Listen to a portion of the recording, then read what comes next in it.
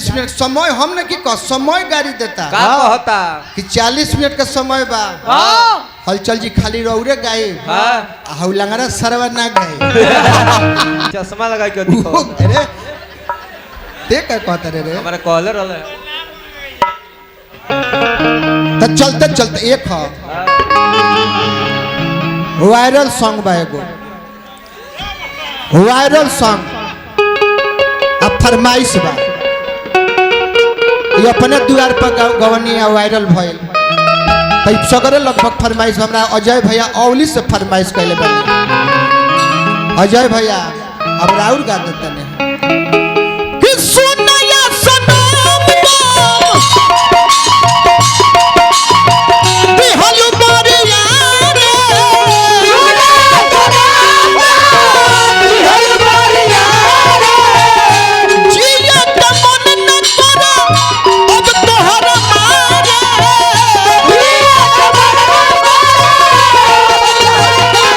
हम करी प्यार तोहसे हो हम करी प्यार तोहसे तू तो बजा देलू जय मार साहब राउत मैं पढ़ावल लइका मौग हो जा सब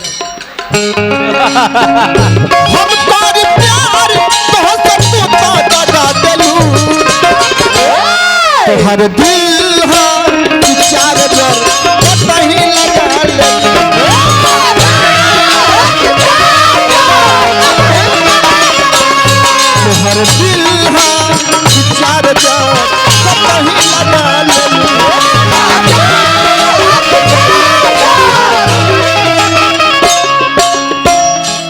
मास्टर साहब ऐसा लयदार है यहाँ के द्वार पर के प्रोग्राम के पोस्टर बनाई ले रिमझिम के लम्हर फोटो रहेला हमार छोट फोटो में रहे बना के रखी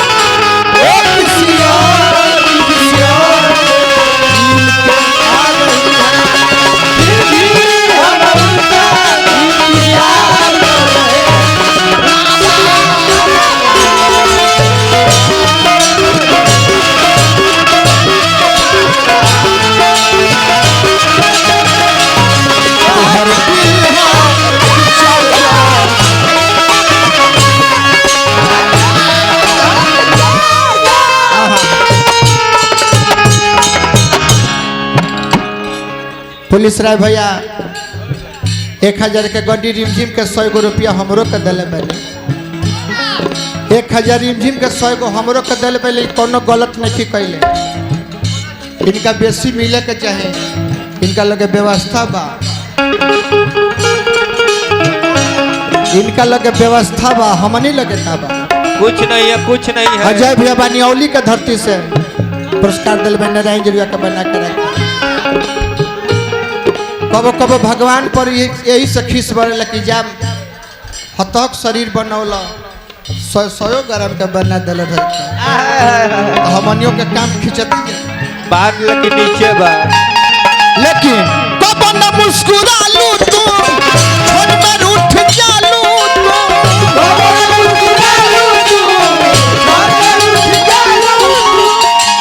तहार कैमरा बहुत अच्छा बा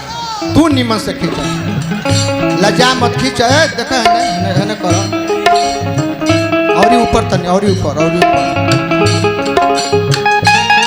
ना बस छोड़ में मुस्कुरालू तू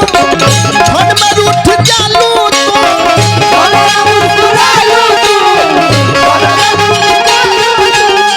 जरत जैसे दिया हो वैसे टूट जालू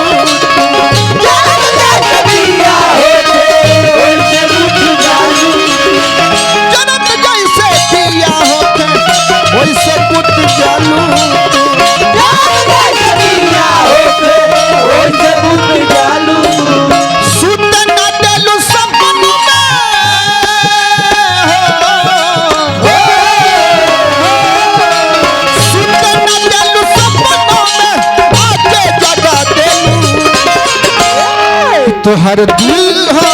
विचार जो कहीं लगा तुहर दिल हो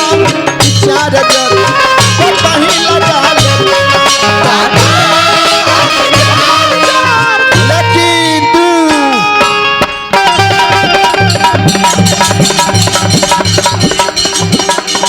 हमरा अमित भैया को राष्ट्रवादी अमित सिंह जी अब फाल्स जा रहा बा कुछ दिया तो कौन अमित भैया हजारों हजार रुपया पुरस्कार दिल बानी पुलिसो भैया 100 गो हमरा के दिले रहनी पुलिस भैया तो प्रेमावा से बोलो रे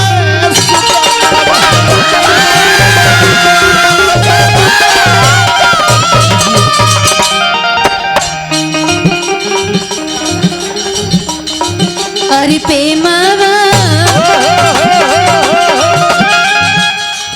से बोलो रे जवान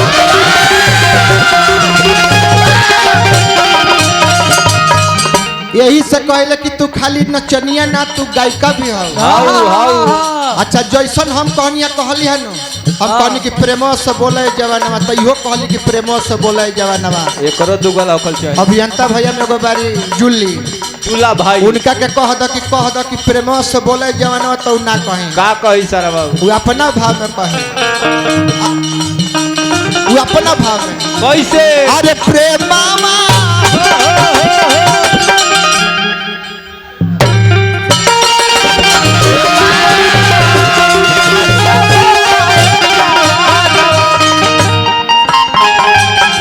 लेडीज का आवाज है लेडीज का आवाज है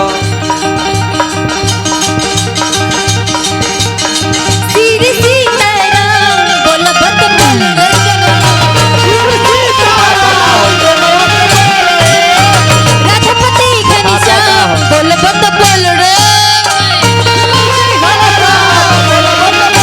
सीधी सी तरह बोल बत बोल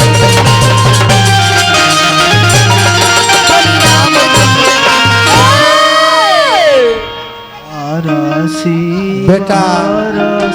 बेटा तुम्हारा ध्यान किधर है डैडी इधर है